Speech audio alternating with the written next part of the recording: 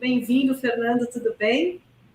Tudo bem, um prazer estar aqui com vocês, dia corrido, mas para a revista Fora eu estou sempre disponível. Muito obrigada, prazer te ter lá. Grande, Fernando. Cafezinho, né? Só no cafezinho. Mas, Fernando, vamos lá. Então, a gente teve aí diálogos inéditos vazados, né, nesse final de semana, nesse feriadão, e um deles mostra as manobras para impedir a libertação do Lula naquela decisão que foi o habeas corpus impetrados por você, né, junto com os deputados Paulo Pimenta, Paulo Teixeira e Vadir Damus. Queria que você comentasse essa manobra aí que né, revelada. Os detalhes desse diálogo e olhando em retrospectiva, né, Fernando? Lembrando do que aconteceu naquele dia, até explicando para o nosso internauta aqui. Primeiro vamos lembrar então o que aconteceu, porque é muito interessante.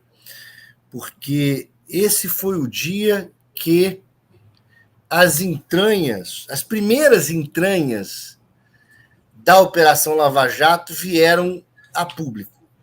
O quê? Que eles não tinham limites. Porque eu vivo dizendo o seguinte, a Lava Jato, para praticar suas arbitrariedades, tinha que ter uma coluna vertebral fraudulenta das distribuições aos juízes. Ao Sérgio Moro, que fraudou o fato de ser o juiz do caso, o desembargador do Tribunal Regional Federal e a turma, então tudo ficava sempre na mão das mesmas pessoas. As únicas vezes que nós tivemos um pequeno respiro de despachar algo com outro juiz, o efeito era completamente diferente. E aí eu lembro, esses dias eu fui consultar, estou tentando até ver aqui, cadê o livro, a Geopolítica da Intervenção, a verdadeira história da Lava Jato, vendendo meu peixe. Lá eu fui verificar o seguinte, por exemplo, uma vez no início da Operação Lava Jato, nós entramos com um pedido para que fosse possível o Paulo Roberto Costa, que eu fui advogado no início, não na época da delação premiada, pudesse tomar banho. Olha só, tomar banho de sol, porque eles eram fechados 4, 5 dias lá dentro. Isso é importante porque isso é que fazia a Guantánamo de Curitiba. Certo? Tortura. E essa tortura foi confirmada com um parecer da Procuradoria-Geral da República perante o STJ, que confirmou que havia tortura, que era desumano. Esse habeas corpus nunca chegou a ser julgado. Quem foi o juiz que despachou no plantão e determinou à Polícia Federal que garantisse esses direitos humanos? O Apio. Eu só vinha relembrar isso esses dias, depois desse tumulto. Ou seja, bastou um juiz de fora do esquema para fazer diferente. E ali no Tribunal Regional Federal, naquele domingo, houve exatamente isso. Estava de plantão o desembargador Favretto. Veja, o desembargador Favretto foi quem votou em um procedimento contra o Moro, dizendo que o Moro tinha que ser punido por ter interceptado os telefones celulares e do escritório do Paulo Teixeira e do Zanin. O único a votar separado, porque os outros votaram de que a Operação Lava Jato era uma exceção, por isso podia ficar na exceção. E aí chega-se ao dia em que o Favretto estava de plantão. Nós resolvemos, então, entrar com um habeas corpus com um argumento novo, um argumento diferente em relação à presunção de inocência. Não tinha sido julgada ainda no Supremo essa questão. E aí é distribuído, então, no plantão ao Favretto, lembrando, quando há plantão, nenhum desembargador tem poder naquele feriado, naquele fim de semana. Somente aquele que está de plantão. Ele responde pelo tribunal. E ele, então, o Favretto, respondendo pelo tribunal, analisou e concedeu uma liminar para mandar soltar o Lula. E aí vem as entranhas da operação aparecendo. Como? Chega a ordem na Polícia Federal E a Polícia Federal liga para o Moro, que estava de férias, além de ser feriado. E o Moro diz para não cumprir a decisão. Ou seja, peraí, como é que o Moro, que não tinha poder nenhum naquele dia, porque ele estava sem jurisdição, ou seja, não era juiz naquele dia, manda não cumprir?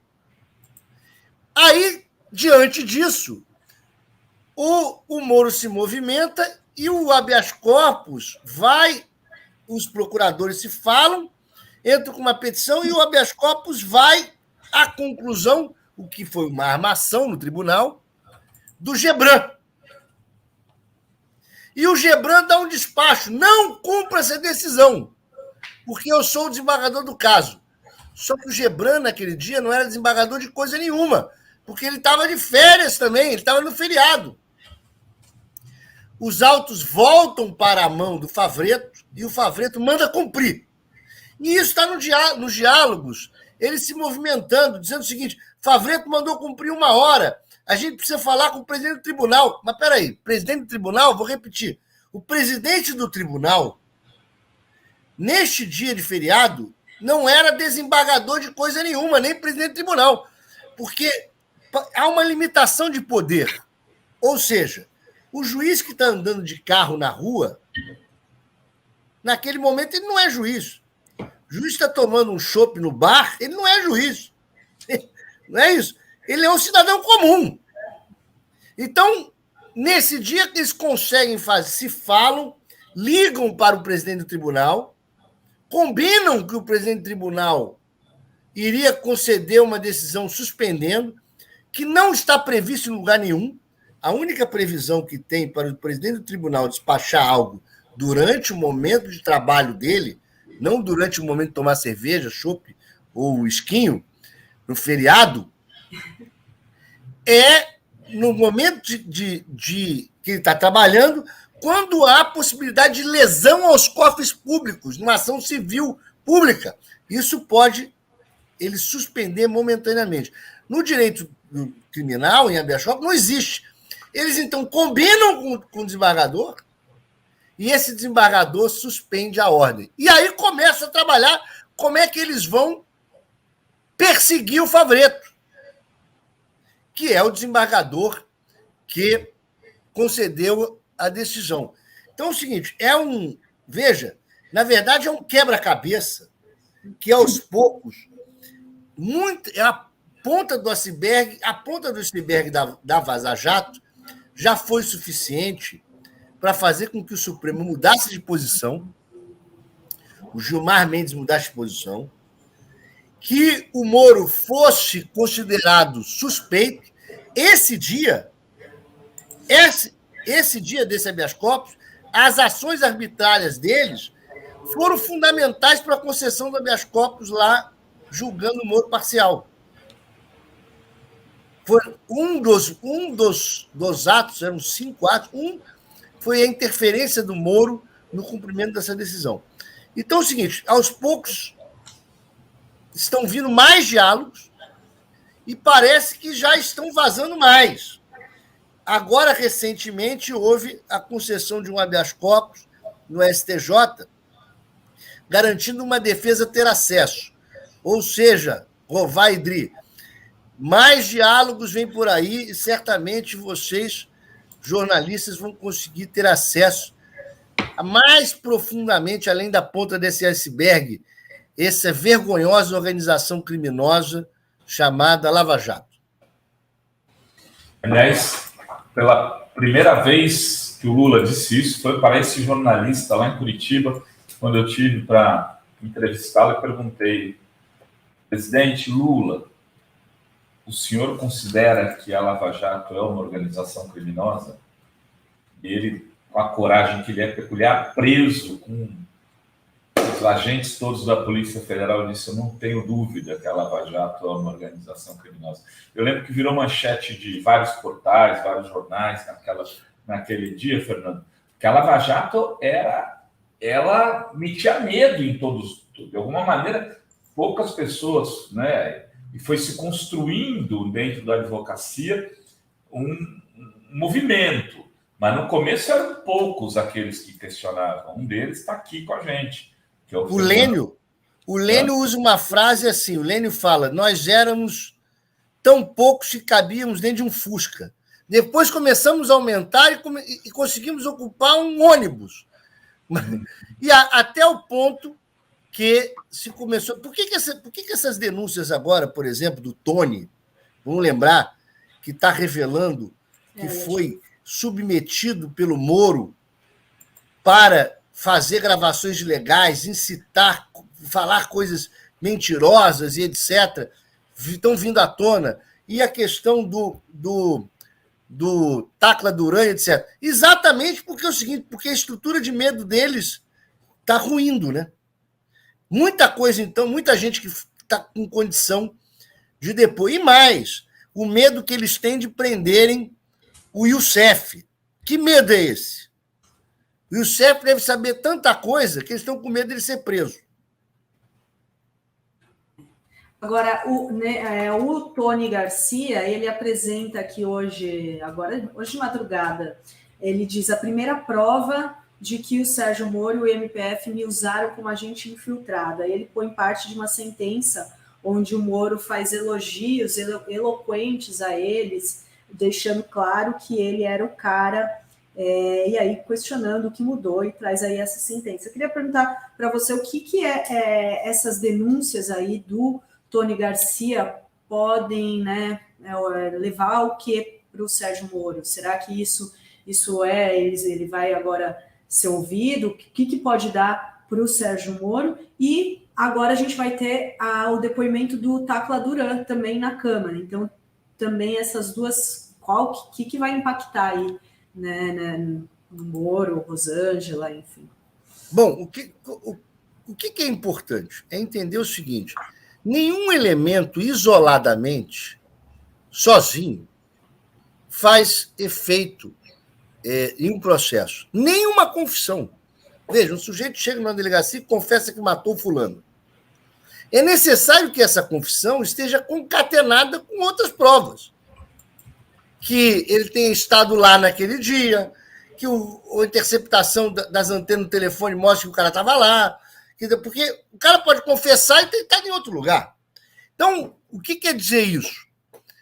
A denúncia que o Tony está fazendo, o que é impressionante é que ela está concatenada com outras denúncias. A denúncia do Tacla Duran se concatena com a denúncia do Tony. E mais, a Vaza Jato, veja, os diálogos da Vaza Jato, por que eles são corretos? E vocês, jornalistas, já fizeram várias matérias sobre isso. É quando você pega o diálogo que está lá e compara ele com fatos que estavam do lado de fora dos diálogos. Ou seja, o que eles falam é exatamente o que estava ocorrendo. Isso demonstra que o diálogo é verdadeiro. Então é o seguinte, quando o Tony vem dizer que ele fez uma delação premiada, e nessa delação ele virou, na minha opinião, a palavra virou um cachorro do Sérgio Moro, certo? Em que o Sérgio Moro passou a comandar ele como longa-manos das suas ilegalidades. E você pega o que ele está dizendo e vai do lado de fora e começa a ver que esses fatos que ele fala condizem com a realidade, isso demonstra que ele está falando a verdade. Aí, quando você vai no Tacla Duran, que está dizendo exatamente do esquema criminoso de delação, e você compara com o Tony, compara o que estava ocorrendo, você demonstra... Então, é o seguinte, o que está acontecendo é que está se montando com o ruir da estrutura que eles fizeram para blindar das suas ilegalidades. Eu falei esses dias, a ilusão do filme Os Intocáveis. Eles achavam que eram os intocáveis, ou seja, a lei é para todos, menos para eles, né? Aquela ilusão do filme americano. Quando se vê que eles estão ruindo do poder, ou seja, o Deltan Dallagnol já quase foi punido no CNMP, fugiu, conseguiu se eleger, agora perdeu o mandato, né? E o seguinte, e vai responder pelos abusos. O Moro está na linha de tiro para perder o mandato. O Bolsonaro já está com o óleo esquentando na panela para ser fritado agora, parece no dia 22, tornar-se inelegível. Com isso, aqueles que tinham medo de falar passam a tomar coragem. Dri e querido Renato, eu vou ter que fugir já, porque eu tenho que ir para Brasília. Eu também estou indo. Vamos nos encontrar lá, então. Tá indo? Eu estou indo hoje para Brasília e fico até quarta-feira de manhã. Eu vou amanhã. De repente a gente toma um chopinho no final da terça. Fernando, só para você encerrar, então, eu queria que você falasse sobre assim, qual a importância jurídica desses vazamentos, não política, jurídica. Vai dar para mudar alguma coisa nos processos de pessoas que foram condenadas? O Estado terá que dar alguma reparação a essas pessoas, Fernando? Porque tudo bem, ficou, todo mundo sabe agora, mas eles continuam aí, um é senador, outro vai virar agora assessor de partido político, estão tocando a vida, e as pessoas que viveram em Guantánamo, como você mesmo tem definido aqui, o que aconteceu na época da Lava Jato em Curitiba, na nossa Guantánamo, ficaram com as feridas para sempre, né? Vamos lá. Primeiro vamos falar juridicamente sobre o que são esses diálogos, né? Porque as pessoas falam assim, bom, os diálogos são ilegais. Legais como? Foram obtidos de maneira ilegal. E por isso não podem ser utilizados. Em determinado momento, até no julgamento do Supremo Tribunal Federal, do HC do Lula, né, que julgou o Moro parcial, os ministros chegavam, faziam uma dupla questão. Eles citavam os diálogos e diziam, mas mesmo sem eles, eu chego à conclusão da parcialidade. Então, eu não preciso dos diálogos, né? Para dizer o seguinte, eu não estou fundamentando a decisão nos diálogos. Mas, na minha opinião, os diálogos em que pese terem sido obtidos por um hacker, que eu chamo de cyberpunk. Por que cyberpunk? Que é um movimento do Assange que está preso, né? Que é o movimento de determinados hackers invadir computadores governamentais e trazer a público documentos secretos. Isso é um movimento político, isso não é um movimento criminoso. Isso é um movimento político. E o Assange está preso lá por causa disso. Condenado à prisão perpétua, estão entregando ele aos Estados Unidos. Um absurdo, né? Que temos que aqui lutar contra essa perseguição. Mas o que acontece? Os diálogos foram obtidos de forma ilegal, mas eles são atos processuais. A Constituição diz, no artigo 93, inciso 9 da Constituição, diz o seguinte: os atos processuais são públicos. Portanto, quando um promotor está falando com um juiz, combinando, pedindo algo, né, ou os procuradores, esses diálogos deveriam estar registrados nos autos através de petições. Deveriam ter sido filmados em audiência. Eles não fizeram isso, fizeram de forma oculta. Portanto, é o seguinte, a ocultação desses atos públicos é criminosa. E o diálogo é público. Portanto, eu entendo que esse material ele deveria ser acostado aos processos e devem ser levados em conta. E mais, mesmo que fossem ilícitos, podem ser usados pela defesa. Ou seja, quem foi condenado pode usar os diálogos para provar que é inocente, provar que foi perseguido, provar que o juiz era parcial e etc. Mas vamos a um fato melhor ainda.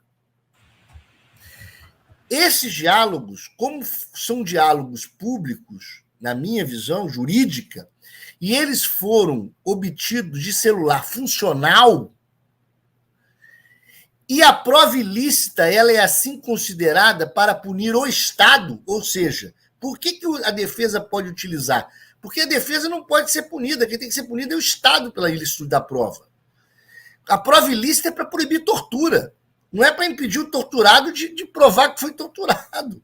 Então, nessa visão, a prova pode ser utilizada para punir o Moro, punir o Dallagnol, porque eles não são pessoas particulares.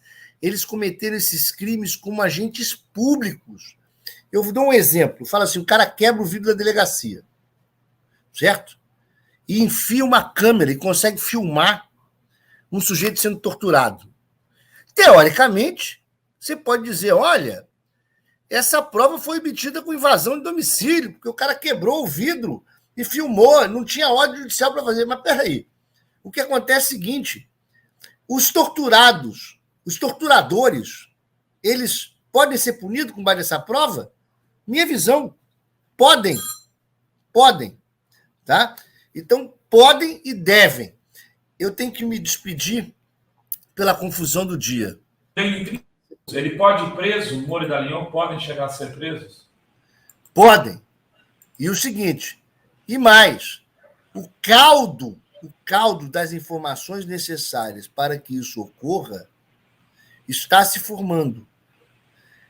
Como ruiu a rede de proteção deles, principalmente porque ele deixou de ser juiz e outro deixou de ser procurador, eles vieram para o mundo dos réis mortais, agora eles podem ser punidos. E não tenho dúvida, esse momento chegará.